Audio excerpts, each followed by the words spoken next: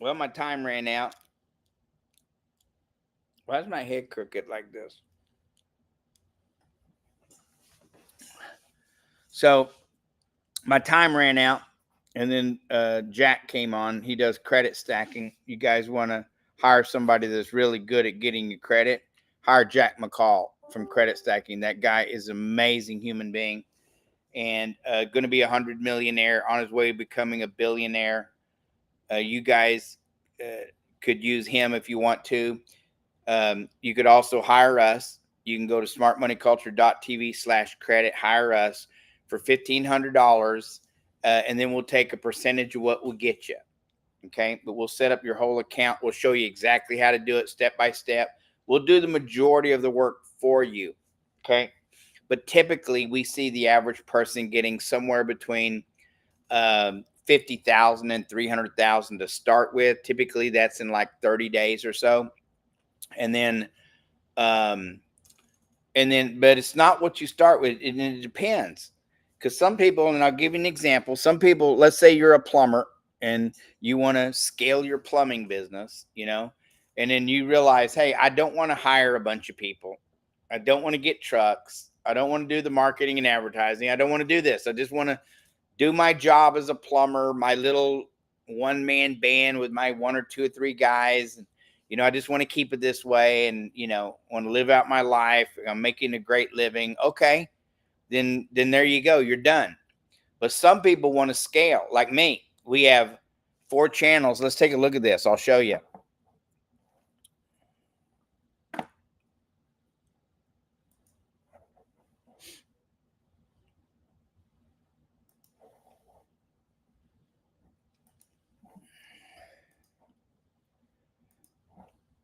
So you guys can see here, this is my network right here, Smart Money Culture Television.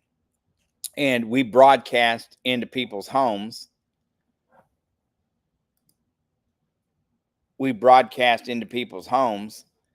And let me get a different view here.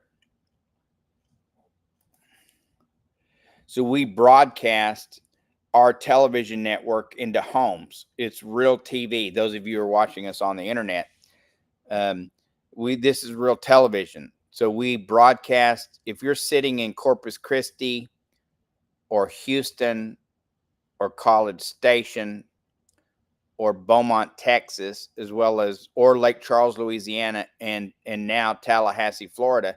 If you're sitting in your house, you can watch us on TV. Just turn your television on. Okay. If you're not in those areas, then you have to find us here at smartmoneyculture.tv. This is our website, and whatever we broadcast on television, we rebroadcast back to our website, and this is what you get to see if you're watching us on the website. And so let's take a look at the map here, and I'll show you. You can see here. Am I not live yet? Hold on a second.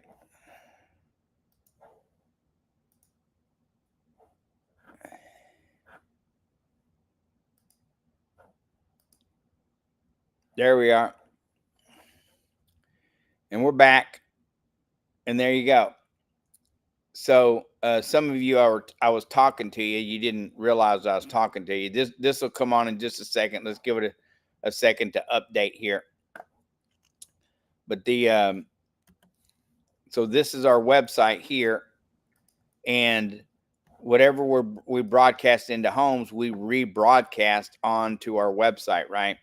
Okay. And so some people don't want to scale, but look at this. We'll be in the TV guide this year. That's coming up. There's Fly Mackey. That's me right there. I'm the founder of the network. And so here's our markets. Do you see this, guys and gals? Here's our markets. This is where we're at. And some people don't want to scale.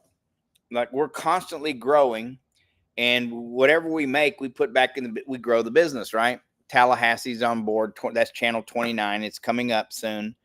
And then so is Dallas and Austin and San Antonio and Phoenix, Arizona, and maybe another 100 locations we're going to be in within the next few months. But here we are within the next year. But here we are, and so getting back to the credit stuff, we may get you $200,000 or $300,000, and that may be all you ever. You may not want to use that to scale, and that's okay. So if that's your deal, that's your deal. We'll take a percentage of what we get you.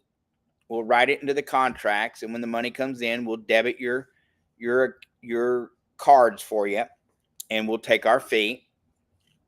And then the people ask all the time, aren't you worried that they're not going to pay you? No, because people that have good credit, if they don't, we report you to the credit agencies. So of course they pay. Who's going to want to have a report on their credit profile saying that they didn't pay, a $20,000, $50,000, or $100,000 bill? Of course, your credit spam, and you'll never get any more credit. So we're never worried about people not paying us. It's not what you get in the beginning, it's what you do with it. And some people want to keep going, like Adam and some of the other guys who's gone through. These guys are millionaires just off their credit alone. And once you bump yourself up there, then it's easy to make $200,000 or $300,000 a year. Anyway, or more. Bump yourself up to that $1 million status like these guys have. Okay, so once again, you can hire us. Go to smartmoneyculture.tv/credit and sign up today. It's real easy to get it. So let me come back over here.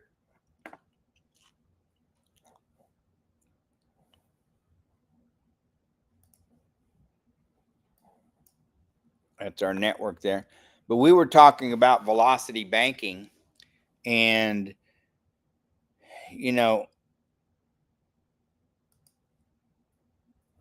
I want to put our sponsor for the show, which is A1 Roofing. Hold on one second. They're out of Phoenix, Arizona.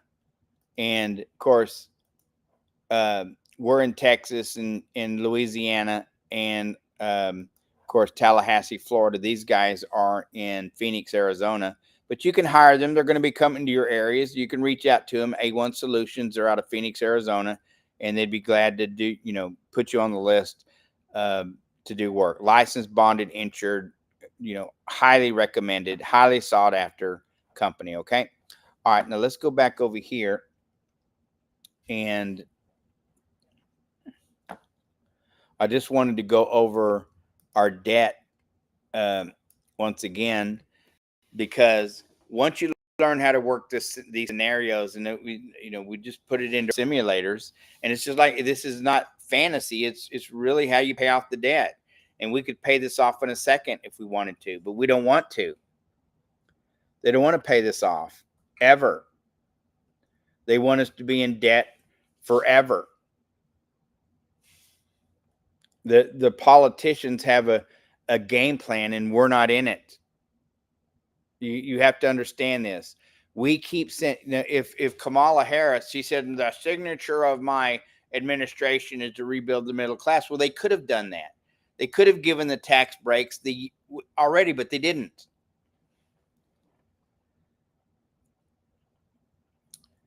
They put out these commercials that the rich don't pay their fair share in taxes, and we want to give them a tax break. Oh my gosh.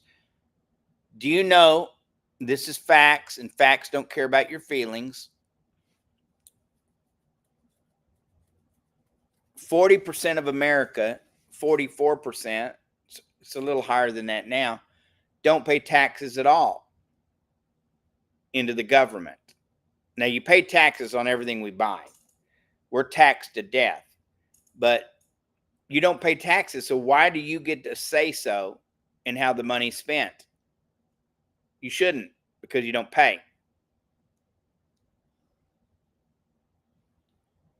And then you're complaining about the billionaires getting tax breaks.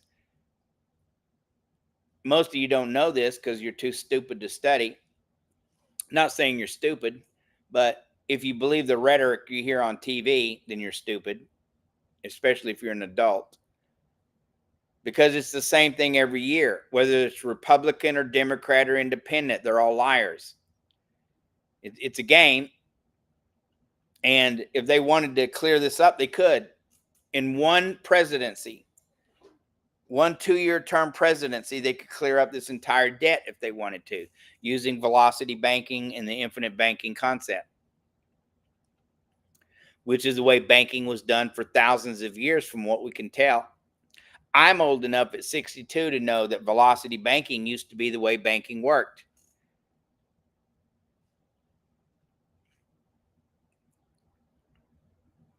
Not what they have us on now. But did you know that 89%, 89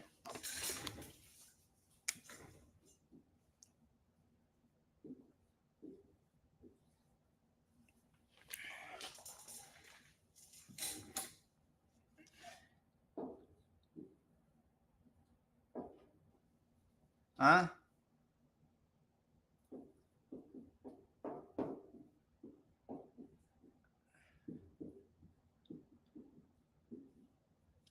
Guess who pays 89% of all the taxes that are paid here in America?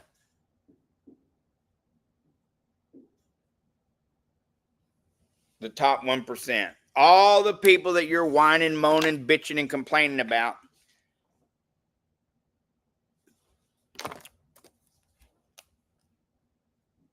pays 89% of all the taxes. So we're whining, moaning, complaining about 11% of the taxes that 40% of you never pay a dime into.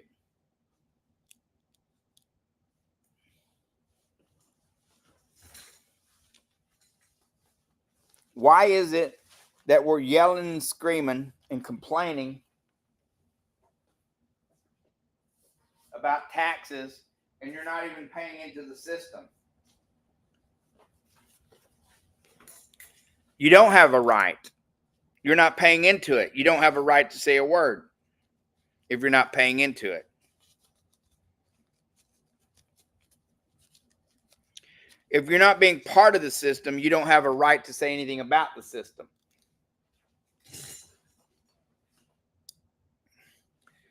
If you're not part of the system, you don't have a right to complain about it. You should keep your mouth shut.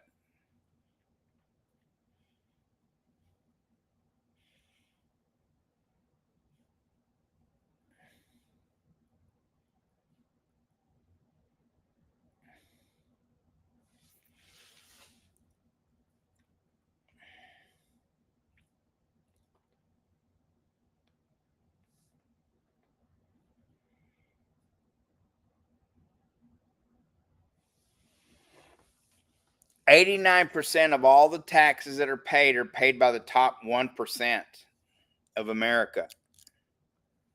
The billion-dollar corporations, they're the one that's paying all this, not you. That $4.48 trillion that was brought in last year, 89% of that came from the wealthiest 1% of America. Facts don't care about your feelings, guys. You whiny babies out there, nobody cares about your whining, moaning, and complaining. This is why you have to be in charge of your own economy. You can go to smartmoneyculture.tv/credit, fill that out. We'll help you get credit. It's business credit you want, not personal. You want to get some personal credit, but the business credit is available for everybody. And I was talking to a couple yesterday. They said, we want to be in business. I said, you already are. You as a married couple are a business. If you own a home, that's a business. Running that home is a business.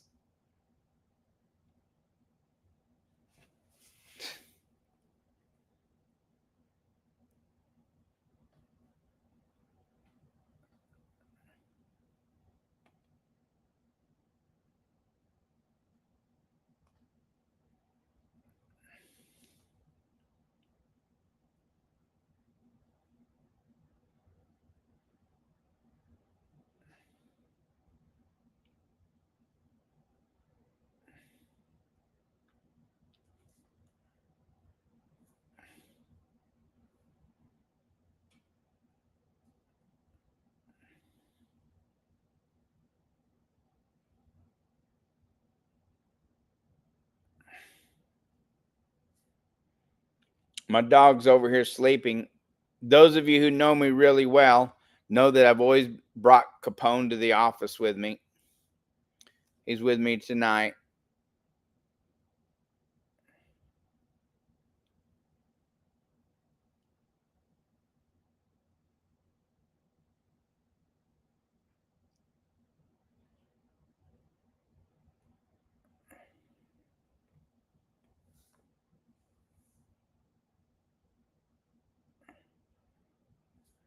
And we're glad to have him.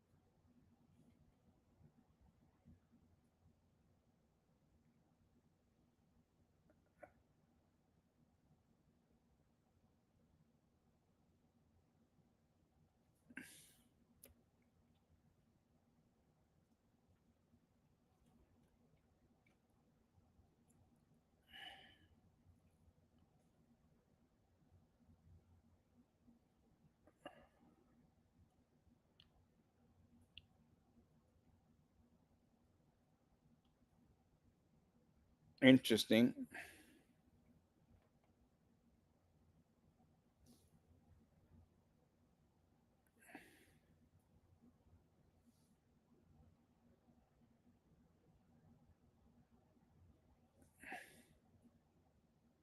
Very interesting.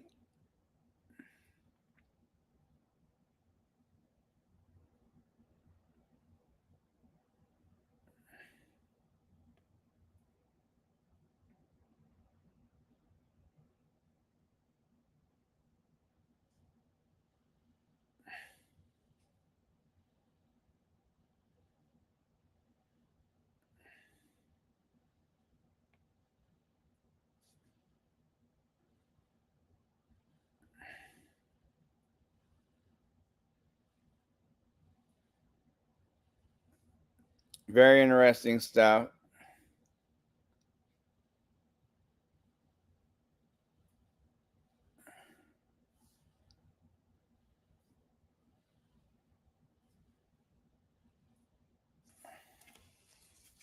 Are my glasses clean?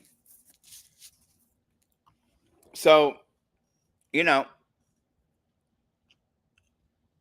once you learn how to take this right here and then you borrow, and I'll do the setup for you. Let's do the setup.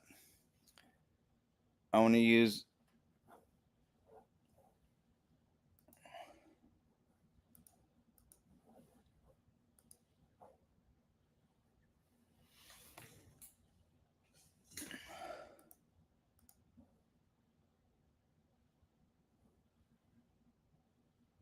no, let's use the other camera.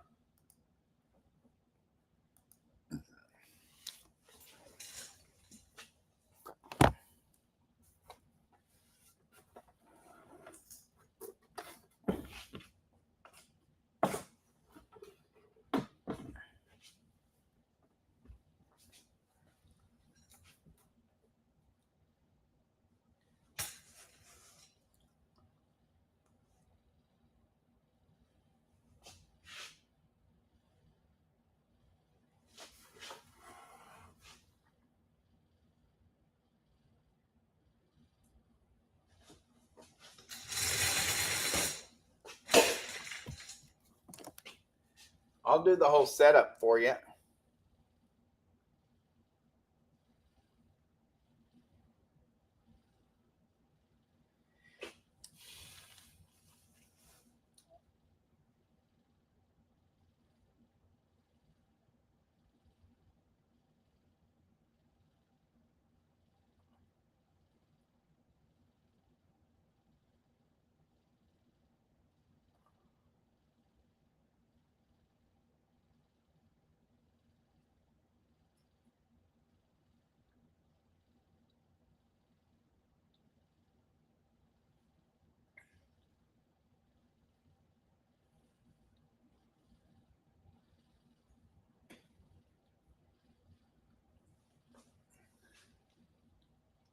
This is amazing. If you guys just look at this, just look at this. Look at it. Like I've calculated, it's already been calculated. And I go over this all the time. I'm constantly going over the same mathematical equations, these all scenarios. People ask me all the time, what makes you so smart? I'm like, well, I'm not any smarter or dumber than anybody else. But I have the right to figure this stuff out too, just like you do. And we put this in our own software that we've created because we got smart people. I was told when you go into business, hire people that are smarter than you. And here we go. It's pretty simple stuff. Because what happens is when you put this into your own banking system, so it looks upside down in the beginning. It looks upside down because we bring in 4.48 trillion last year, but our debt was 6 trillion. But at 1.16 trillion of that 6 trillion was our payment to the 35 trillion that we owed. So when you take this payment, this payment goes away. That payment goes away whenever you start using the infinite banking system because you start paying yourself back.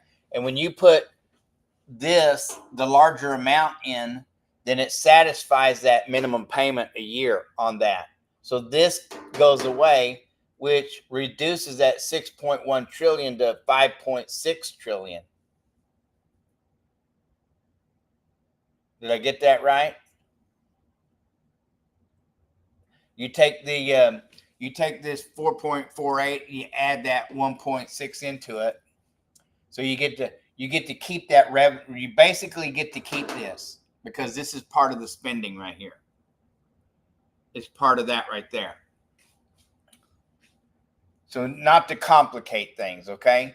So instead of 6.11 trillion, it adds this and that together, which brings you that 5.66 trillion. Okay. So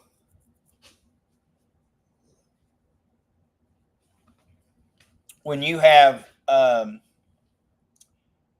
sorry, this is what you pay out. Did I get that right? Let me get the math on that.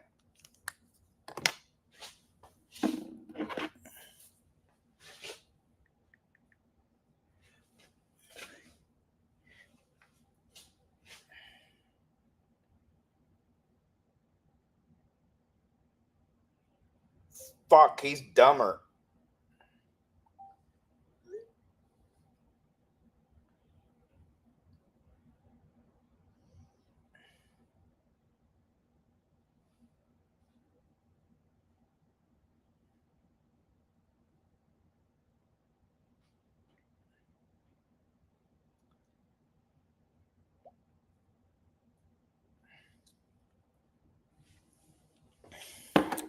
These guys went out on a Spanish lead today, and Dumb and Dumber. These salesmen, great guys, but Dumb and Dumber. Sooner or later, though, they're going to catch on, and they're going to be superstars. But it's like a little kid learning how to walk. We fall down a lot, right? And it looks funny, and I make fun of them. They can handle it. We're grown men and women. You can handle being made fun of.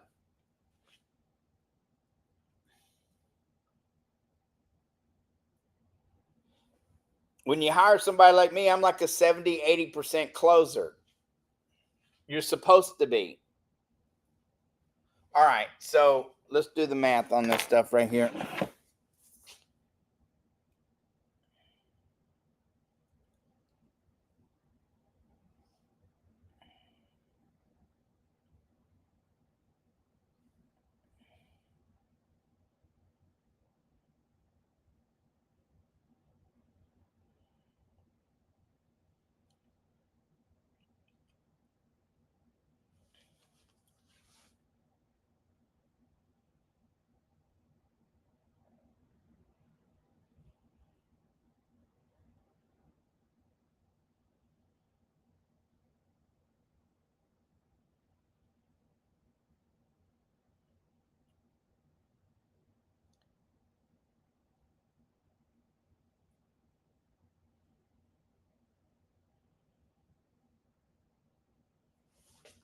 So what happens is the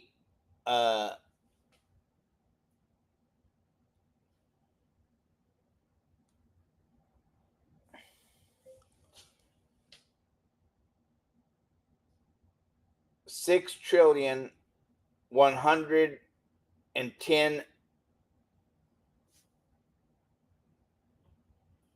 $6,111,000,000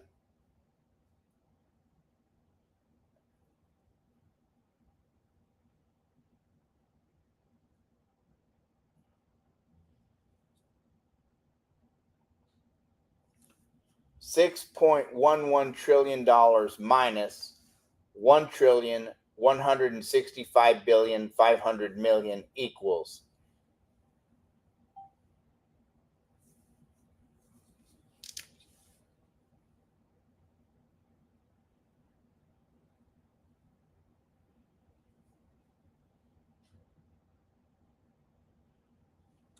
Okay, so I have my math wrong here. That's actually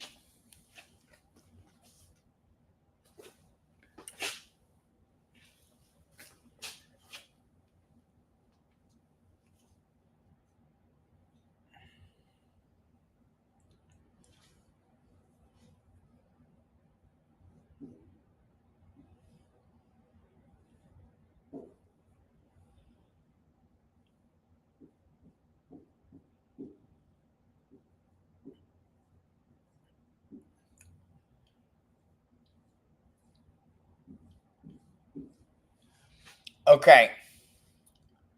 Okay. So last year our debt was 6,110,000,000,000.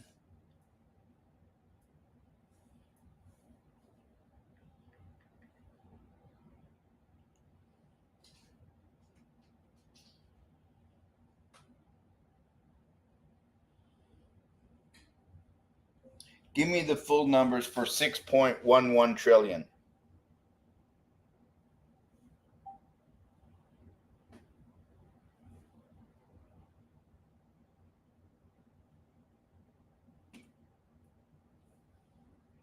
Give me the full numbers all the way out to 00.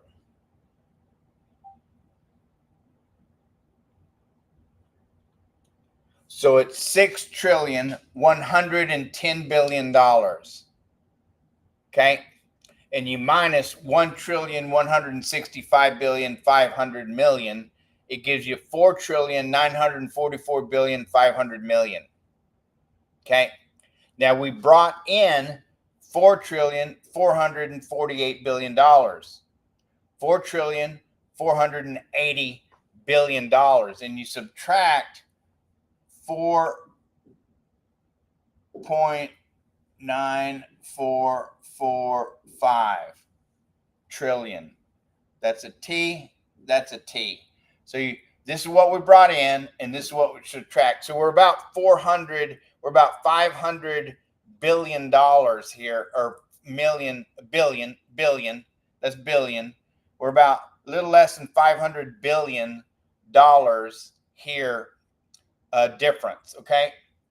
Now, here's the kicker, because when you put this into the infinite banking, it's going to pay 6% interest. And this 404,480,000,000,000 goes up. That's our GDP every year, goes up about 7% a year. It's fail none. It always goes up right at 7% a year. It's never failed. So when they say our economy is this and that and this and that, they're liars. Every one of them are liars because they don't want to tell you the truth. They just don't want to tell you the truth. This is how much they bring in money, in revenue into the government. Now, the GDP is way higher than this. Way higher. They say it's 28 trillion. That is a lie from hell. That thing is 10 times that. Yeah, I said it. It's 10 times that. It's closer to $280 trillion, not 28 trillion. Not going to get into that argument tonight. But when you have this much money going in with a 7% increase every year, and we're just starting with this year, and you're getting paid 6% interest on that, and that number goes up 7% a year, it doesn't take too long to flip this number, this debt, to be less than this. And when you're getting paid 6% and it goes up 7%, and every year you're adding that extra amount of money in there, because the debt may be the debt you're paying. Okay. If you stop this right here, your debt of what you're paying, what we're paying out, this is our debt. Okay. If stop spending, because we don't need to spend any, okay, or whatever, it can keep going up if you want it to, but let's say it stays constant at that for the next 5 years, because you're saving that $1.11 trillion. This overtakes that debt, and it flips it around in a really fast trajectory to where in 5 years you pay this whole thing off. Matter of fact, in 20 years, you're $28 trillion ahead. I've calculated this out so many times. In 30 years, you're going to be about $920 trillion in the plus. We're exactly where we should be. But we're doing our banking system the wrong way. This is the greatest system ever created in the history of the world. We don't know what it was like back in the day, but in the modern world, our financial system here in America is the greatest system that these mathematicians have ever come up with. We're just doing it backwards because they want to keep us taxed. They want to keep us poor. They want to keep us followers. They don't want us to get ahead. They want to meter us. JP Morgan from the bank, Chase Bank, said, if I can't meter, like when you pull your car up and you park and you put $1 in the meter so that you can park for an hour or two. He said, if I cannot meter the business, I don't want it. It's no good if we can't meter it. So from that point on, they started working it incrementally, charging us for everything. So instead of going to that next level in the world, we've been stuck for 100 years. The technology, we're so far ahead in technology, they don't want us to have it. That's another story, another argument. I'm not getting into that tonight. But the numbers don't lie. This formula that I did back here doesn't lie. This is all real and true.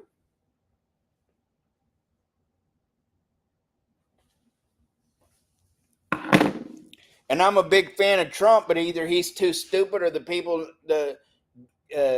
advising him are too stupid. He's not stupid, I can tell you that.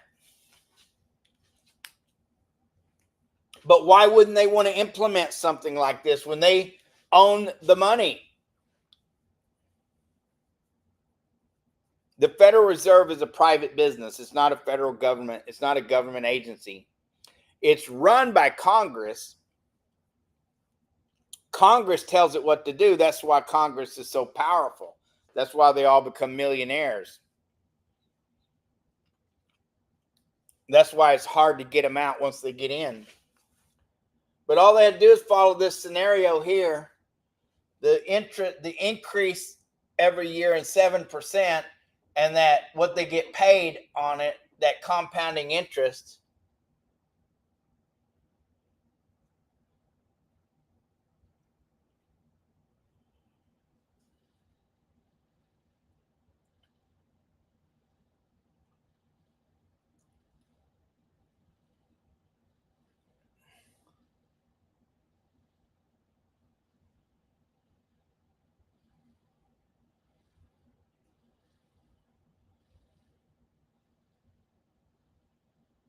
I'm going to recalculate it another way. My time's going to run out here in about 2 minutes. Of course, I own the network. I do what I want. I own the network. If I want to stay on another hour, I'll stay on another hour. Let's see who's coming up next.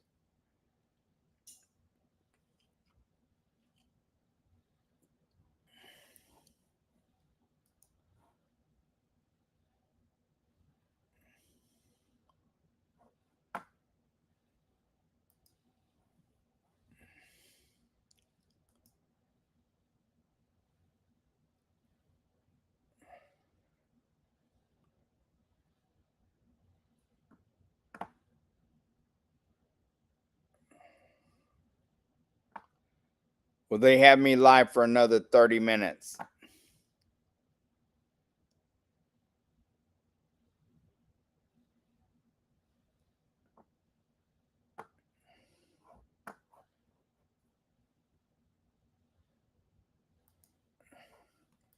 think they have me live for another 30 minutes. I'm going to put a new calculation into my... I'm just going to look back over the calculations here.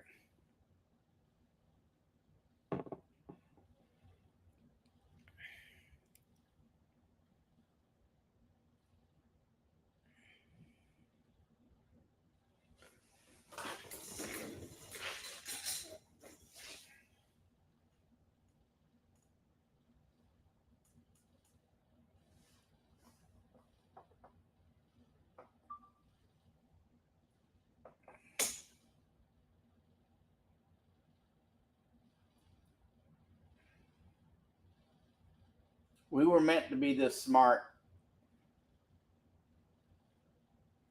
I'm not that smart.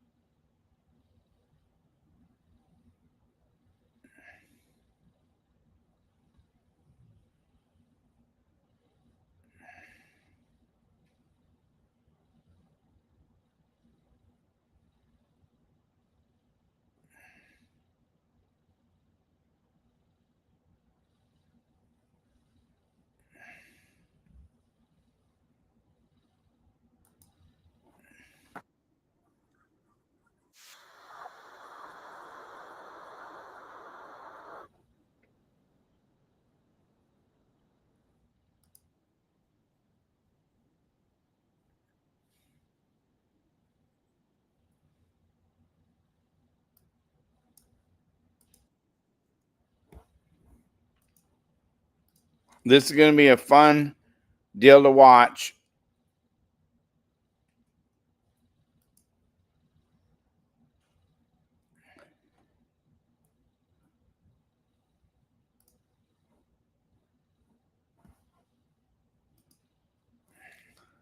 Extra special show because today we're going to talk about case studies. We're going to talk about how this concept works. And we're going to talk about some advanced stuff and how Devin Burr uses this in his real estate empire that he's building to fund all of his deals, to take back all the money that he used to give away to everybody else, and to be in full control of every dollar of his money.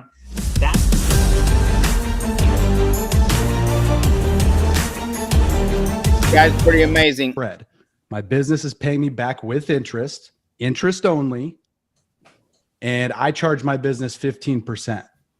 So if the insurance company charges 5% to use the money, I'm already making a 10% spread, not including what the policy makes. So if the policy earns 6% that year because of dividends or 5% or whatever it is, that just adds to my spread. So hopefully that makes sense so far. And if it doesn't, anybody, just chime into the chats. We're watching the chats as we're doing this. You know, if it's over anyone's head, we can address them as we go. But, you know, all we're talking about is the spread here. The first spread was here, the difference between what his policy makes and what the insurance company charges him to use the money. And then the second spread is what he's actually charging his LLC. Now, Devin, real quick, because a lot of people would get hung up on that 15%. Like, why would you charge yourself 15%? Why not 3? Why not 5? Why not 8? Why 15? Where did that come from? Great question. So again, you always want to treat your money like you would treat the bank's money. Before I actually started using infinite banking, I would pay hard money lenders 18% to borrow money. So from a business standpoint, it makes sense to charge less or to pay less, right, than 18%. So I just chose 15% because it's less than 18 and it's still a good amount of interest coming to me. So it just has to be believable. If I ever got audited, I have a paper trail showing, hey, I used to pay 18%. Now I pay 15%. From a business standpoint, it makes sense. So you just have to look at what you usually pay on things. And that's what you would actually pay yourself back. I used to pay 18, so that's why I charge 15.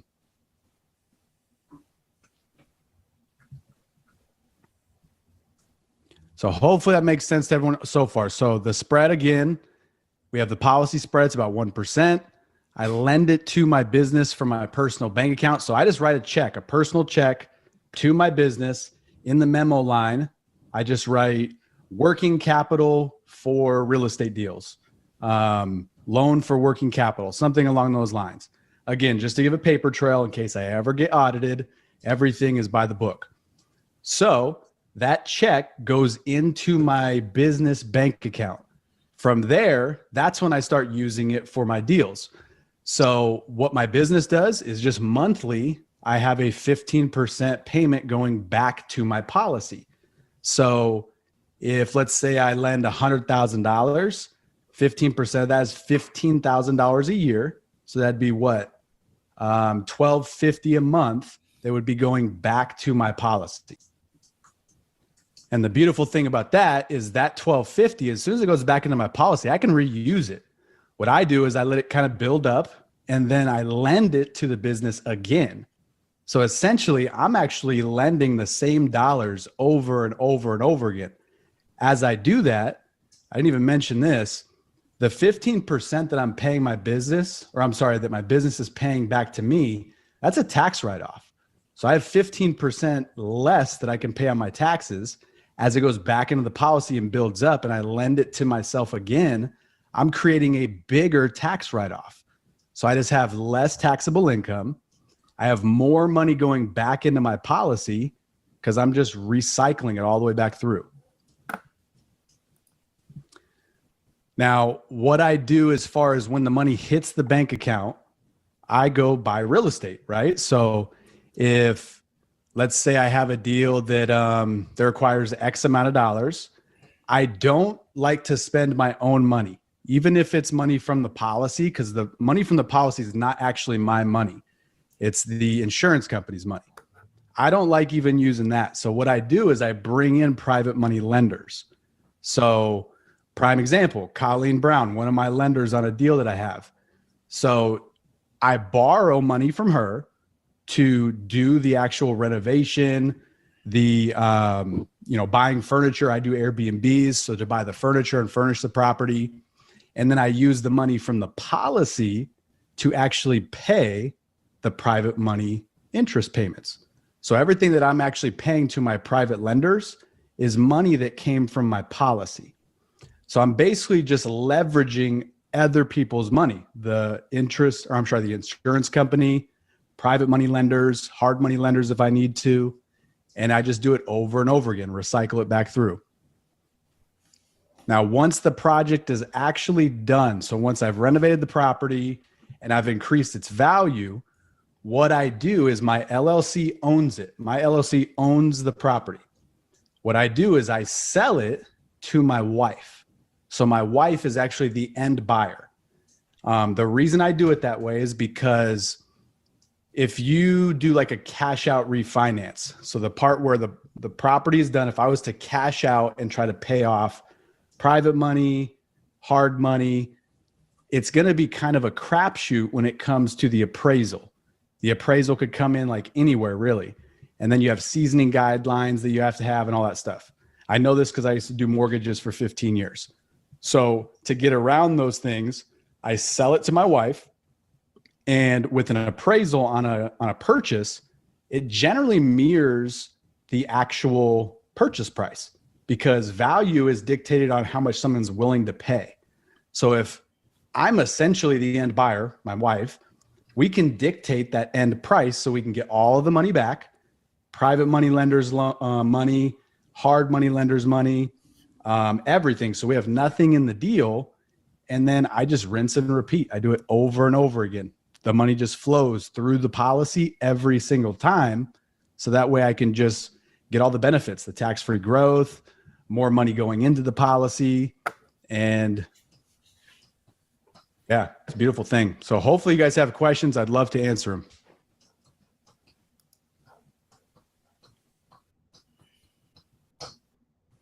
All right. So now that we've got it up on the board, what are some of the questions coming in, Stephen? We got any coming? Just kind of some technical stuff right now on policies, nothing on this specific topic. But everybody understands what Devin's doing here. I mean, there's a lot of moving parts, but this is a very advanced strategy. What he used to do is borrow money from hard money lenders, like so many real estate investors do.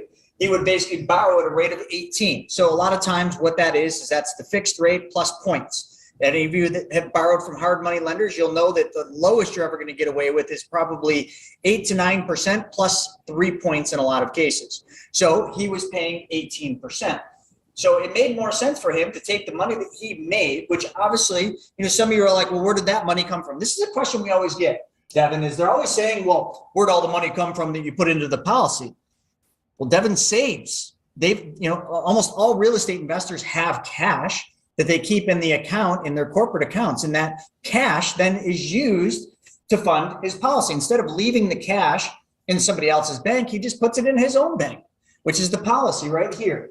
And in a second, we'll talk about the spreads, because remember we talked about this is what the policy makes, and this is what the insurance company charges. Now, Devin knows he can get a lower borrow rate if he leveraged a bank into this mix with a cash value line of credit. But we're just keeping things very simple.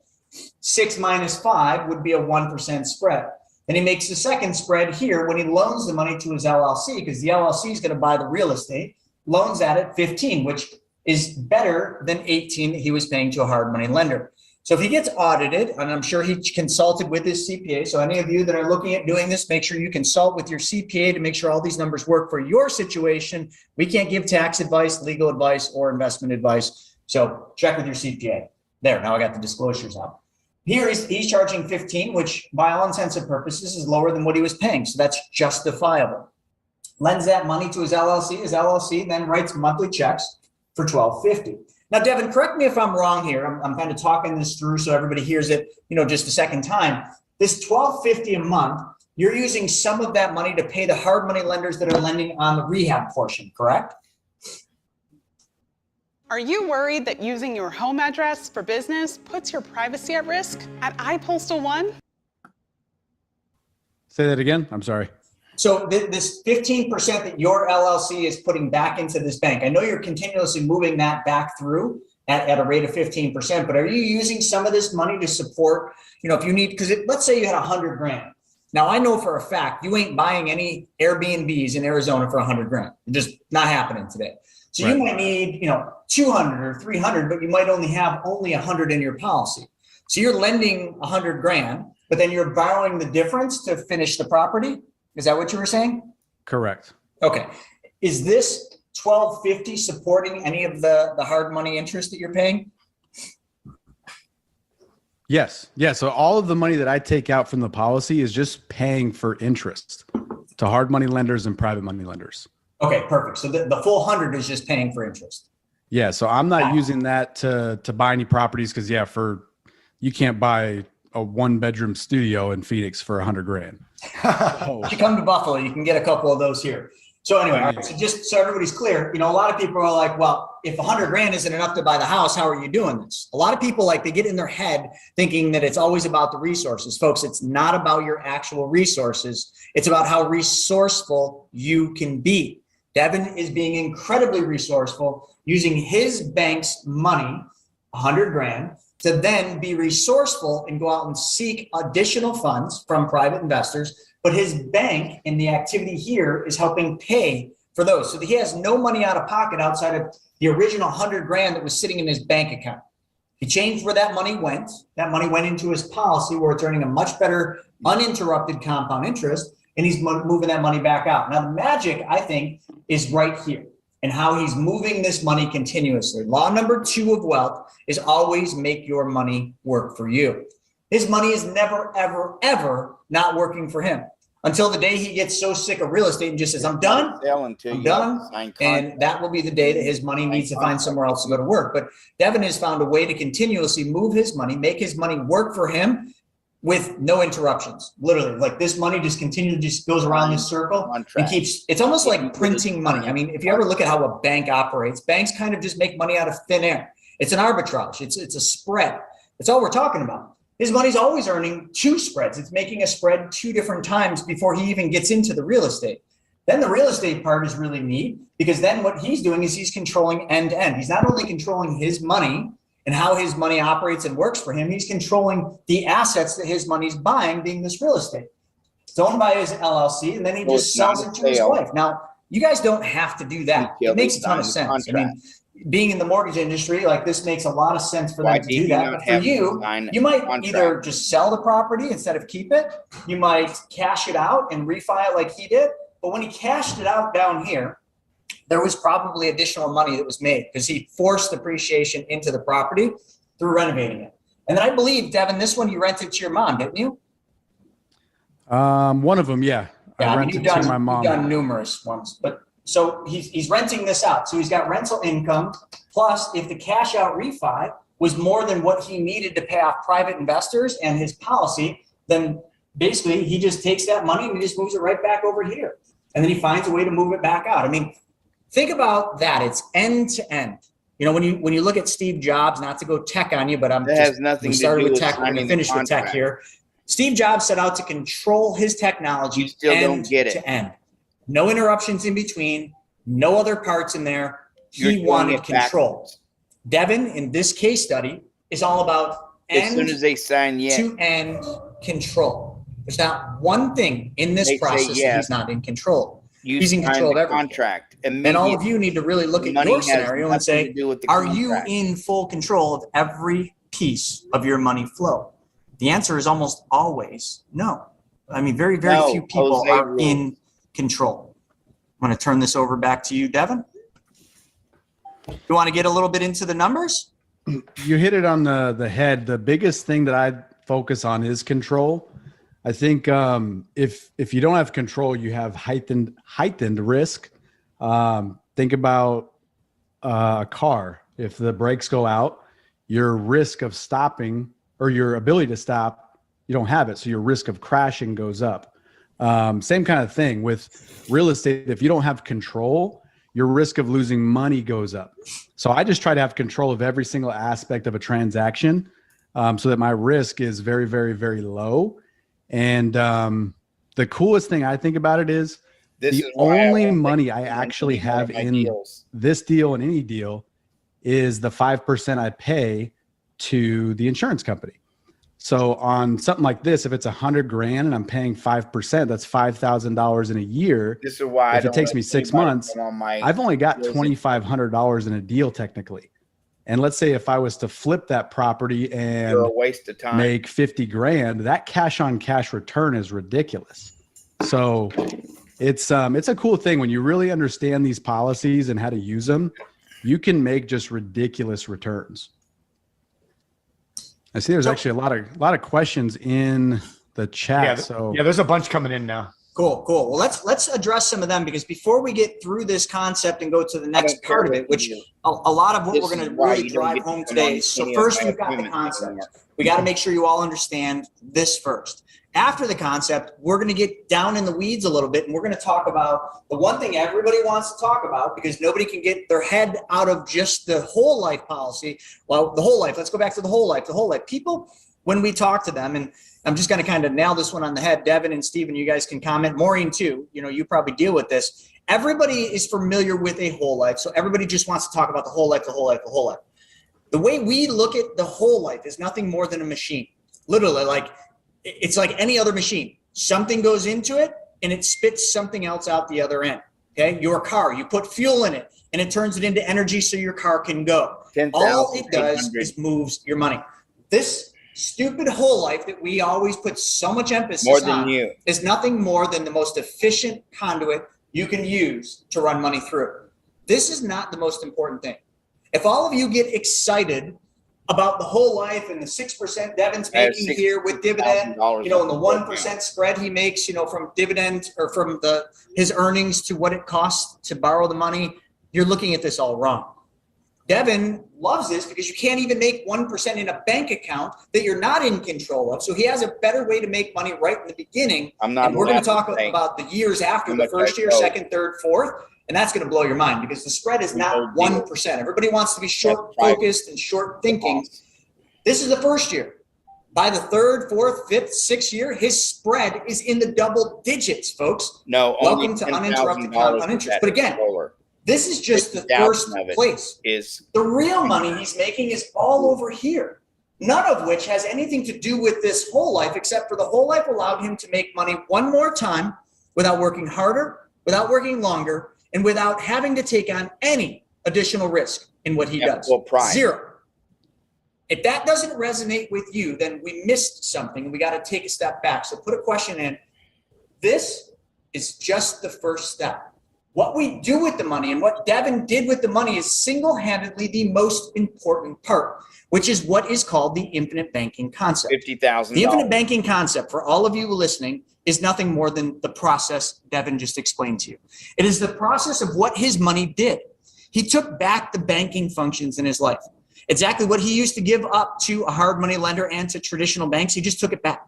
That's all he did. Nothing more, nothing less. And in doing that, he makes a stupid amount of money. That's it. That is the equation, the secret formula for building wealth. And again, it's not fast, it's a slow build, but that is the secret formula. Because when your money's working for you and in your control, nothing else can happen than this. So Stephen, let's hit some of the questions we got. This is really so when good you're stuff, taking the loan guys. from the policy of 10K, you pay the 10K back with 15% interest. Really good stuff, the insurance guys. company gets 5 of that. So that extra 10% interest, they're saying, how do you get that into the policy without mecking it? So what do we do with that 10%? Great question. So it's really quite simple. Like if I take money out of the policy, let's say it's $100,000 and I'm putting back in $1,250 a month, I would never mech the policy unless I paid off that entire $100,000 and then put an additional $1,250 in. So as long as you're continuing to borrow from the policy, when you're putting in the money, you're just repaying the loan. So you're just lowering that balance. As long as you just keep borrowing, you're never going to mech the policy. The problem would be is if I paid off the $100,000 and then kept putting $1,250 in without borrowing again, then it would mech. So hopefully that makes sense. That was there's no better way to explain it. Yeah, and then once you have enough in your segregated account built up that it can't go back into the policy, then that's when we open up an additional policy to build the banking system. Yeah, how many do you have now, Devin?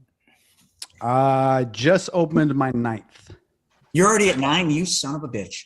Yeah, listen, folks, I've been doing this. How many are you at, Maureen? 5. 5?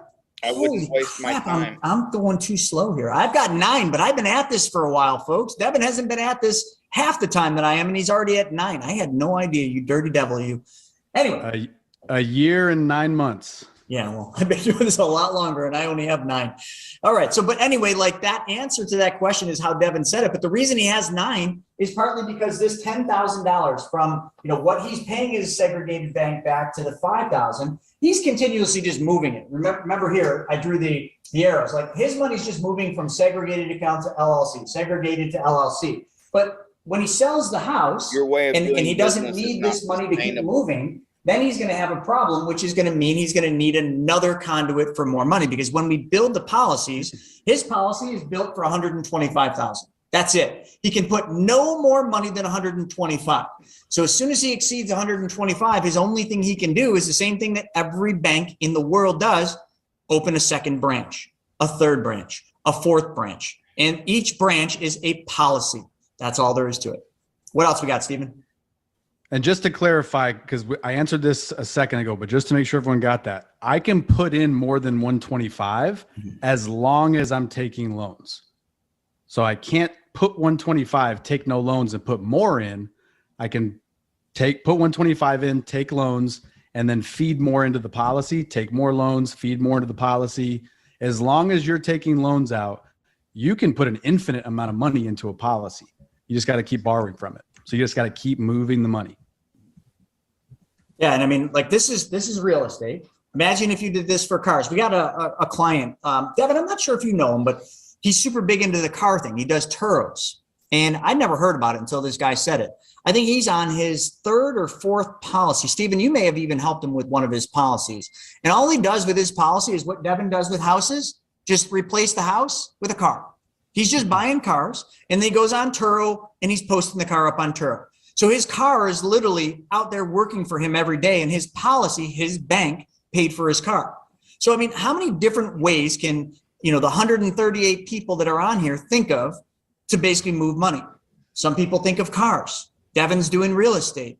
Some people are like, well, I can't really do any of that. I got a lot of debt. Great. We add debt over there. We pay all the debt off this way. There's so many ways to do this that it's infinite.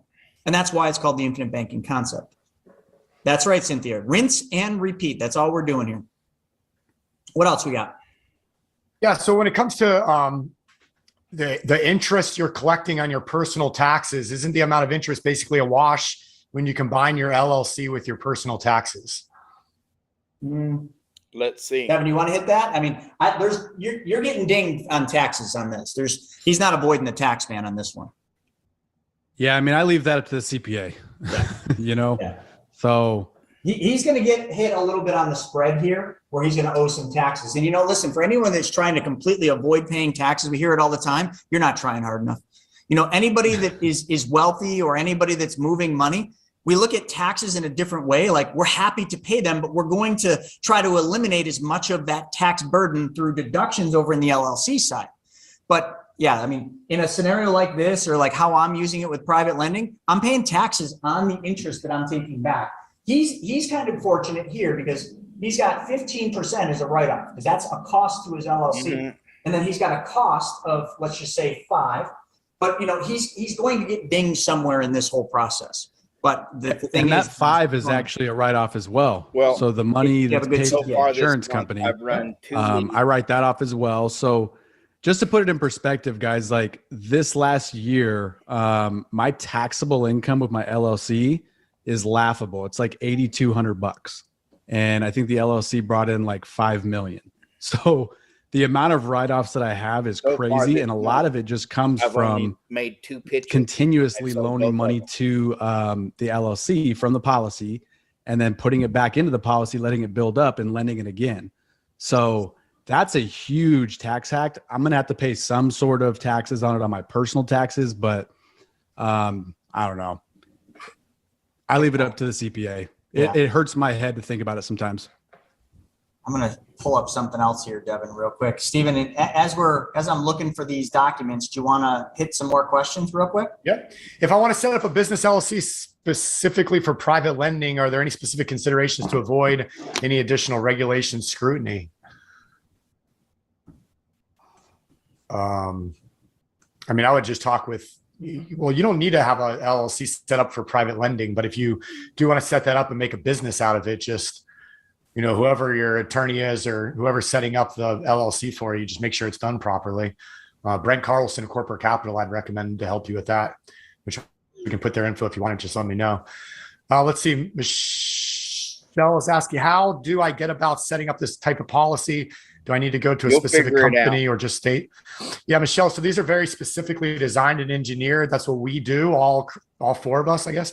That's what the Money Multiplier does every single day. So we'll post a link in the chat box, and all you need to do is schedule a call with our team, and we will answer all your questions and help you get that designed. Because if you call your local agent or somebody or even the insurance company directly, I can promise you it will not be set up properly. So make sure you don't do that.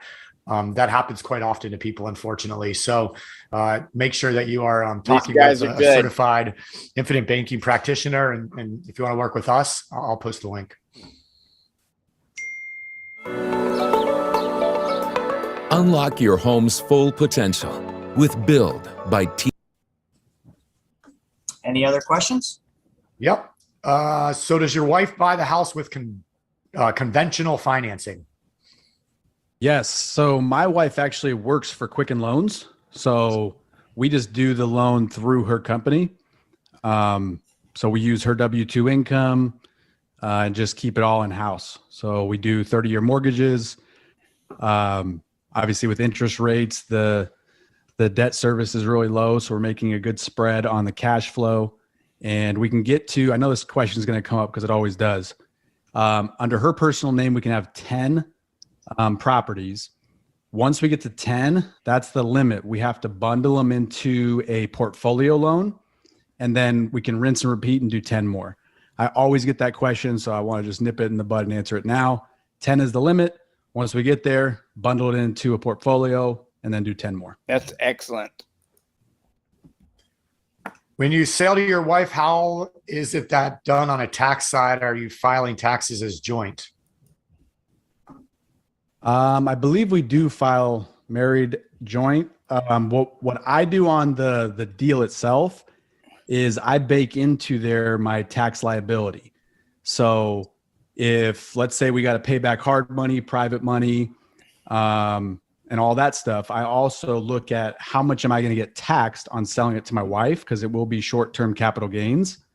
So I just look at that and then hold that back in the equation. So we're always baking that into the numbers so that I'm not. That's excellent.